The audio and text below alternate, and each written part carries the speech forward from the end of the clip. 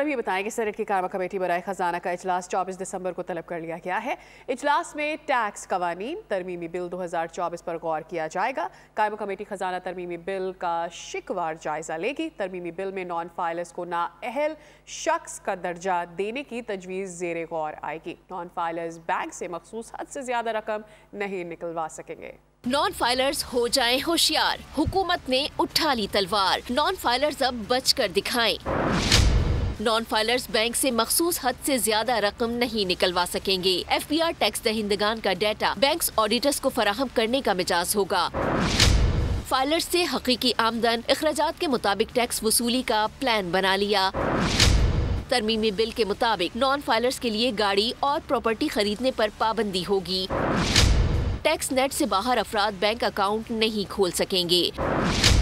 Business की registration ना कराने वालों की प्रॉपर्टी सील, अकाउंट मुंजमद होंगे। जायदाद, गाड़ी खरीदने, सरमायाकारी, बैंक अकाउंट खोलने की इजाजत होगी। नॉन फाइलर्स 800 सीसी से बड़ी गाड़ी नहीं खरीद सकेंगे। टैक्स कवानीन तरमीमी बिल कौमी असम्बली और सेनेट में पहले ही पेश हो चुका है। सब्सक्राइब करें और बेल दबाएं ताकि कोई खबर रह न जाए।